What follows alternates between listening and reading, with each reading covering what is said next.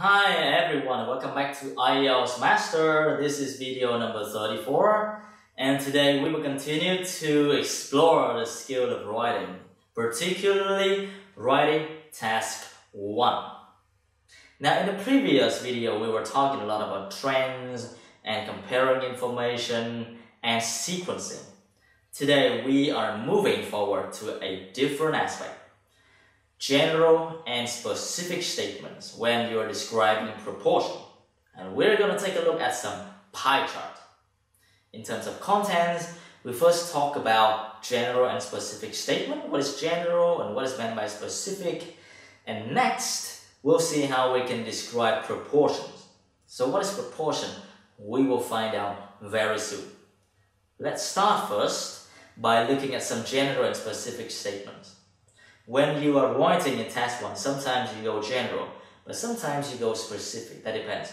So we have 8 statements here. I want you to decide which one are general and which ones are specific. 30 seconds, go.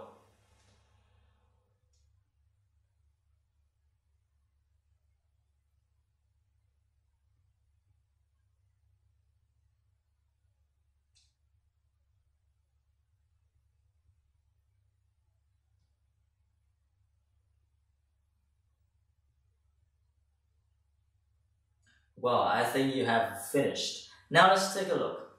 What's the answer for the first one? Let's say far fewer female lecturers, male lecturer, blah blah blah. Now 25% and 75% respectively. Is this general or specific? Well, this is specific because you do mention the number. Alright? What about number 2? This must be general. There's no number. We just say that there are considerable differences, and we don't say how big the difference is. Just considerable. Number 3, it's a specific statement. How do we know? Because we have a number, only 10%. When we have data, it's specific. Next one, general, because overall, women were more likely to read novels. We just say overall they like. We don't say how much more they prefer to read novels than men. Number 5, this is general, right? Number 6, general again. Number 7, again this is general, because we see all of these statements do not have any data to support them, right?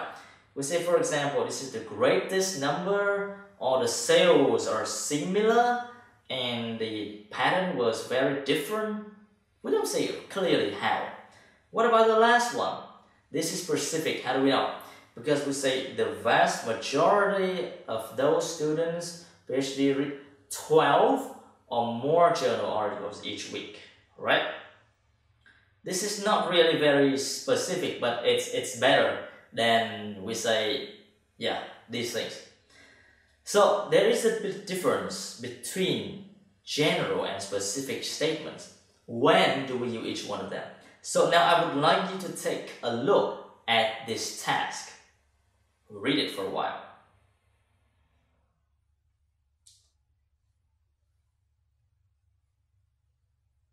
So let's see, the pie charts below illustrate what?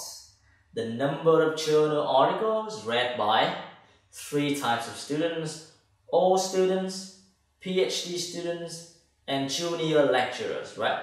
3 types of readers reading journal articles. That's it. And we have the different proportions. So the blue section is from 1 to 5 articles. The green section is from 6 to 11. And the yellow section is from 12. It's more than 12 articles. That's it. Here we see there is difference. There are differences in data. And now I want you to see some statements related to these. Now let's go with the first one. Let's say the 3 pie charts illustrate how many articles, blah, blah, blah, blah, blah. Now this is a general or specific statement. This must be a general one, because this is the first sentence in the whole writing task, right? it helps to introduce to the reader what the pie chart is about. That's it. So it's general. Then normally we go general first. What about this one? For example, the overwhelming majority of those studying doctorates read at least 12 per week in comparison with average student. Again, this is still general, but it's more specific than the previous one. So we start with very general and then a little less general with something like the majority and how many articles, blah blah blah, something like that. Alright. Next, we have example. The figures were 80% and 12% respectively. Now this is specific because you are using the data to support what you say. Next. Furthermore, only 5% of the PhD students read between 1 and 5, while the average for all students is 67%. So you see, this is another specific statement with data to support it. What about this one? Meanwhile, the junior appears to be slightly different. What do you think? Is this general or specific? This is general. So far, we start with something very general and then a little less general. And then we use specific data to support it. And then maybe we'll have another general statement and then we're going to prove it with data. Right? For example, this one. We do mention 99% and then 24%, blah, blah, blah. Okay. And then for example, this one, it's clear that those who are studying or researching for a PhD read more articles than either junior lecturers or other students. So we said, this is the statement that somewhat summarizes the information, and certainly it is general. This is not specific at all. So we start with general and then less general, and then specific, and maybe you will have some more general, and then you go specific to support it, and then we end with a general statement. That's it. Okay. Now that was everything we need to know about general and specific statement. Now let's take a look at describing proportions. What is proportions anyway? Proportion is very simple. Proportion is like the percentage. It's how much you have. For example, there are in my family there are $500. My father has 200. My mother has 200. I have 100. So the percentage, the proportion of each member of the $500 are a little different between. So how do we describe it? Now let's take a look first. We can say 3/4, 75%, or 3 out of 4. What kind of pie chart does this describe? Now this kind of pie chart, look at the red section. 1, 2, 3. So this is 3/4, 75%, and also 3 out of 4, right? What about this one? Almost half, nearly half, 48%, just under 1/2 or close to 1/2. Now this is more like it, right? The red section again. Next one, we're going to move to 1/3, 1 in 3, and 33%. These are used to describe this pie chart, right? When we have only 33%. Finally, we have 26%, or about 1 in 4, or just over a quarter. Now, this is going to be for this pie chart, a little different. So you see, with different proportion, and different proportion, we use different phrases in order to describe the proportion, and these are very important as you are describing pie charts. Alright? Okay, now let's move on. Apart from using the number or the quarters or the half to describe proportion, we may want to use some adjective. For example, I say majority.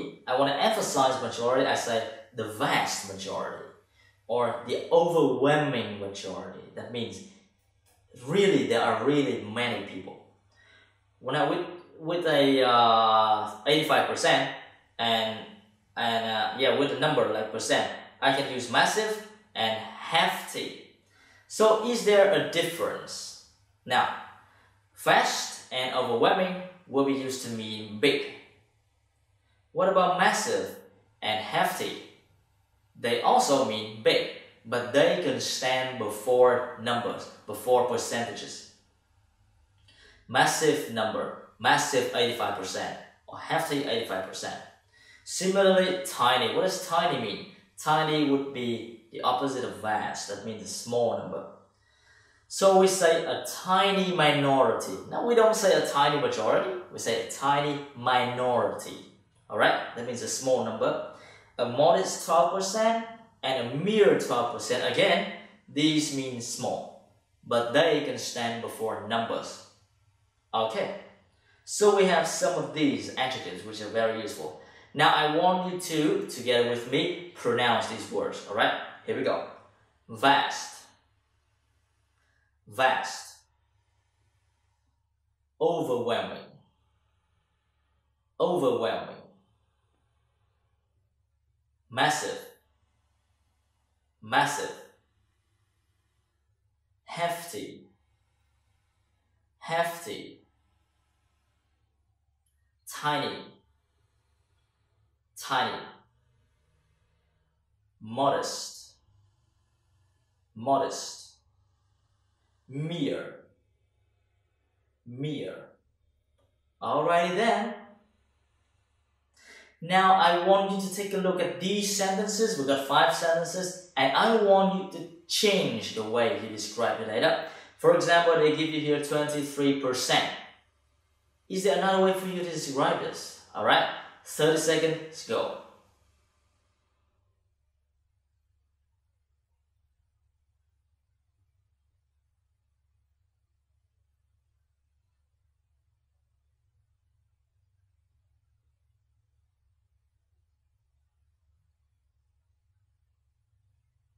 Alright, now let's see the answer. Let's say 23%. So you can use other phrases like about 1 in 4, right? We use the adverb about, the preposition about 1 in 4, about 1 in 4, alright? Adjective. 9 out of 10. How do you do this? We can say the vast majority of something. So this is the majority, right? 7 out of 10 is like majority. So 9 out of 10 is a vast majority. 34%. Maybe you can say 1/3. Exactly 1/2. You can say 50%. And finally we have 92%. We can say the overwhelming majority. Okay. So basically we are trying to use different phrases to describe the same thing. And in your writing, you don't try to repeat the phrases, but try to use different ones for each data that you describe. Is that okay? I think that's gonna be easy. So in this video, we were talking about general versus specific statement. We start with general, and then we go specific later, and then we end with general. And when you are going specific, you may want to describe proportions. And when you're describing proportions, we have lots of different phrases and some adjectives to go with the phrases. Alright, I want you to review all of the knowledge in this video and then do the exercises that follow. Thank you very much. I'm gonna see you in the next video.